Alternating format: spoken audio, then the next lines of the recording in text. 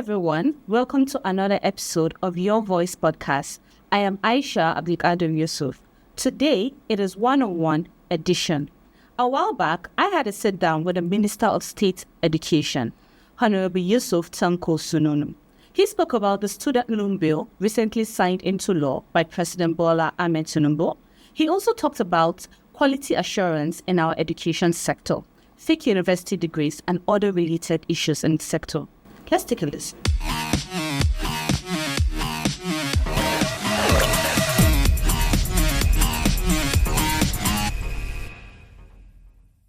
Thank you so much, Honorable Minister. We've been hearing about the student loan and the possibility of it launching soon.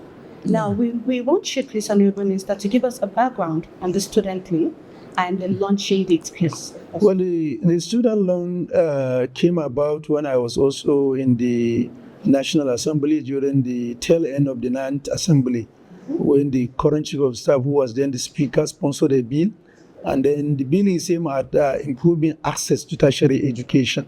Because we realized that because of the global and also national and local economic crisis, access to education from people, especially the less privileged ones, at the tertiary level is getting down gradually, with number of university students or other tertiary institutions reducing in terms of intake year by year. And we really realize that economic crisis has major input in the declining of enrollment at tertiary level. And therefore, the only way we thought, the then speaker told us, how can we save the situation? And then initially it was thought that we should have a student education bank. But that also, pros and cons, we look at it and say, no. The only way is to see how can we make access through a loan that can be repaid by students, so that by repaying, others can also utilize the money. So that is how the concept came, and the bill was tabled to the plenary, and luckily enough, it received overwhelming support, and it was passed and got assented in the early days of President Bola Ahmed Tinubu's regime. President Bola Ahmed Tinubu also came up with a policy that really the access to education must be given a priority. And those who have completed their secondary school education and have desire to move forward in terms of their cadre should also have access. And that's why the loan came. Now, if you look at the loan specifically try to define who are the beneficiary, how can you benefit, how do you pay back after you benefited, and how you are going to also have others to access it. First of all, it came up with a committee that's the structure of the loan. They came up with a committee that would be under the chairmanship of the governor of the central bank. And then he also given the sole right to appoint a secretary to the committee, who will now be the administrative officer of the committee. And there are many stakeholders who are members, ranging from finance, education, and many other from the membership of the committee. Now, the loan is also meant to be accessible to everybody. And how do we see that? And they said, okay, the only way it can be accessible to everybody is to see that it is online and with a website that is user-friendly, so that each and every student can easily access the loan. Now, for you to access the loan, you must be a Nigerian and also in a public school. And then you must have registered with any of the tertiary institution within the country. And then you apply online and you have access to the loan. Once you access the loan, you continue to benefit until you graduate. And however, when you graduate, you must also know that it's mandatory for you to pay. Now, in the payment, the Act divided the modality of payment into two: those who can pay while working and those who are on their own.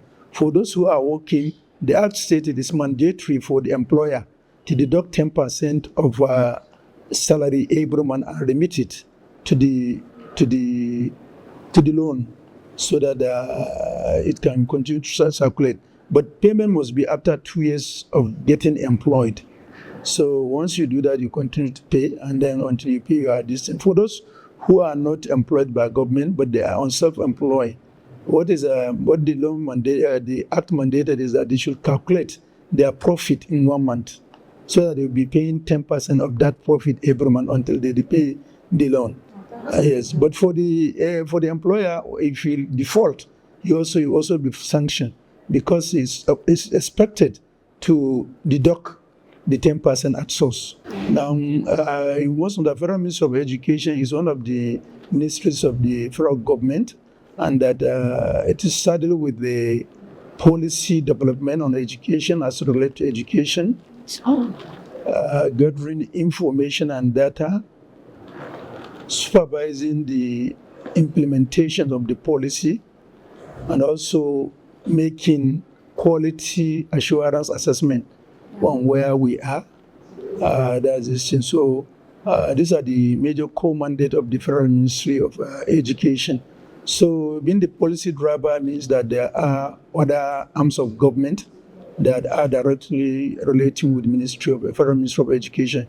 You should know that education is in concurrent list of the federal of our constitution.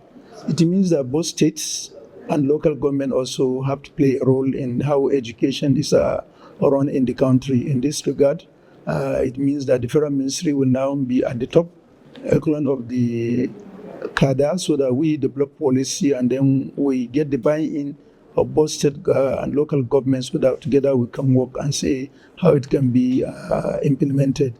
And then the ministry is headed by the minister and the minister of state, and then the permanent secretary with other departments that comes together to run the affairs. And apart from that, also we have many other parastatals that help in carrying out policies emanating from the act that established them, and also from the ministry. And those extra ministerial agencies, most of them are headed by an executive secretary. And then they also work together to with state and local government.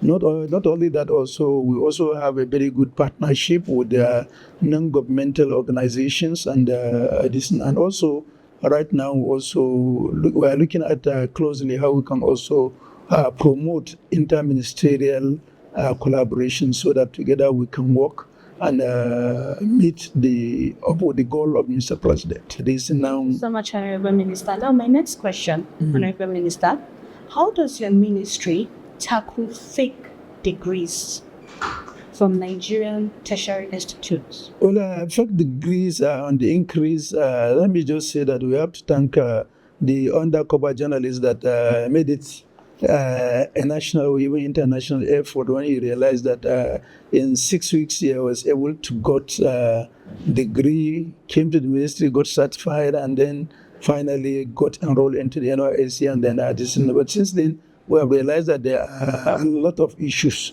The ministry, let's say that generally it has a zero tolerance for malpractice, because malpractice can also lead to a fake degree, and we have zero tolerance for malpractice. And then in terms of this, we have we have a department within the ministry that is saddled with responsibility to ensure that fake degrees outside the country are authenticated before being allowed to practice or be utilized for that purposes in the country. But for those who are in the university, within the tertiary institutions within the country, we have a lot of regulatory bodies. For the universities, we have National University Commissions. For the College of Education, we have National College of Education Commission, and then we also have Data Polytechnic.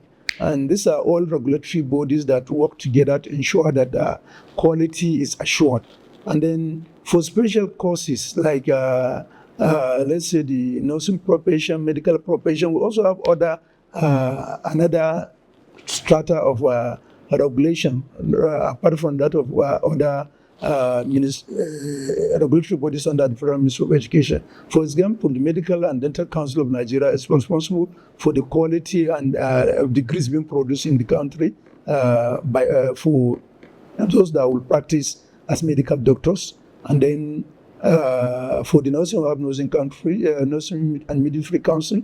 For the pharmacists, we have Pharmacists Council of Nigeria. All together, they work in harmony. The essence is to see that we have a regular accreditation with a preformed checklist so that each school would be accredited in a similar standard. Where such as where a university or any tertiary institution lag behind, the accreditation is withdrawn until corrective measures were put in place. And then for example, when I was the chairman of the House Committee on Healthcare Services, there was an instance at the Ahmed Bello University's area where the Nursing Council, for certain reasons which I obviously agree with them, had to withdraw the accreditation of training of nursing and midwife by Ahmed Bello University's area. But when we came together, we looked at the situation and we realized that the council was right. We put the university on notice, and within the shortest possible time, the issues were addressed and the accreditation was restored. So each and every, and then even within the university itself, we have SABICOM and many other institutions that are there to regulate the quality and standard. Then last year, we also believe that foundation is very important. So both basic and secondary school are also taken care of. And that's why in the ministry here, we have a department, Federal Education Quality Assurance, which does FECAS services. Their own is to ensure that each and every secondary school, whether and basic, follows and adhere to the quality assurance as outlined by the ministry. So these are some of the ways we ensure that the fake degrees are minimized. But you must also know that we're at a time of technology, and the ministry is also thinking towards moving towards technology application in terms of identifying detecting and then discouraging utilization of defect degrees. For example, the incident one I mentioned in Togo, we have set up a committee, and the committee is seriously working hard.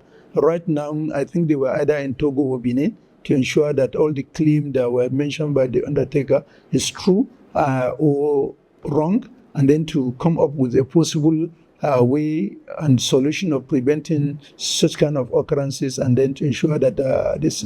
And then for us, we see it as something that must be done, because it's what can assure us, guarantee our security of education.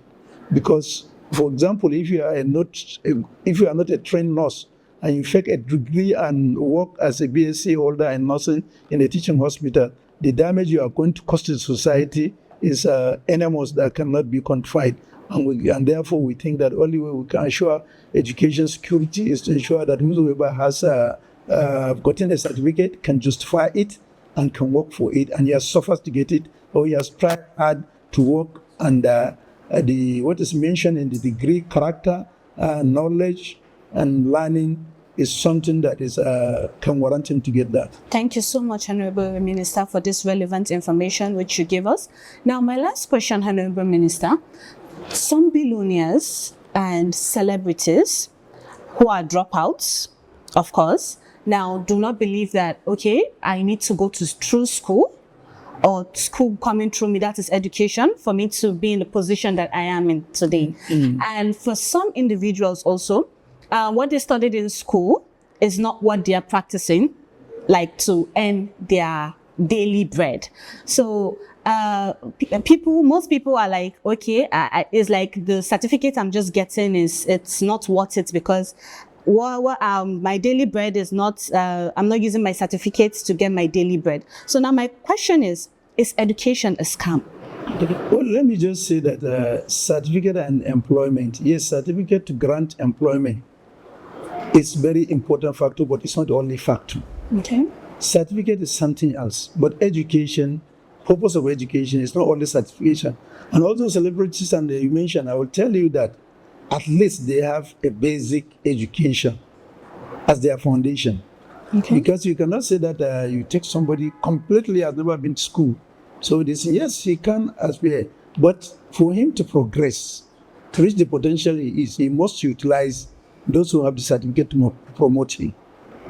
I think that is agreed. All those are decent, they have managers. You cannot take a manager who is not educated. So you understand. And then the issue of education is not only to guarantee you a job. It's to improve on your critical thinking. For example, let me cite an example. A lot of people are tailors, and they use tailoring profession to support their education during their university career. Wow. And immediately after graduation, they say, "Oh, I have a degree. I'm now I'm looking for white collar job." What sustained them as students? They will just abandon it. Now, the critical thinking that's supposed to assist you in your education is to see now how can you think out of the box and standardize, modernize, and professionalize the practice of tailoring you are doing as a student. You can become an international designer. Yes. All these names that we are talking, they are designers, and now that's why even the ministry we are thinking of incorporating technology and artificial intelligence in our education. And that's why very soon, if you go to Kado area, along way to Guadampa, after the Banex bridge, you will see by your left there is a digital resource center that will soon be commissioned. And that is completely using technology to improve education so that we can teach people, identify where you want to go. How do you now apply technology to widen your scope of thinking? For example, I've mentioned it earlier. You can go online, you see a lot of design. You can create using AI. You can create a lot of designers that you can now translate into physical that people can now wear, and it will be so fitting that you'll be staying in one village. People will have the cost to call you. Who is your tailor? Who's your designer? Who is all this? Yes. So this is what we want. So the education here is just, yes, the aim is also to provide you with job. But it's also major issue is to allow you to serve as a very competitive individual globally and locally who can think out of box and who can contribute his personal, family, and then community development at large. Otherwise, you see, we've seen a lot of people, and most of the issues that you see people having degree and they say, sometimes we miss it right. The guidance and counseling has gone down poorly. I'm a medical doctor, I've seen a lot of parents who forces their children, please, you have to be a doctor. Yes. And immediately after graduation, you say, Dad, this is your certificate, but I don't want to practice. So it's not that the earlier the better we identify a talent, the passion of that talent, and then we support the child to do and grow in his own talent. So we'll do this. Thank you so much for revealing stuff like this relevant information. We really appreciate it. No. Thank you so much.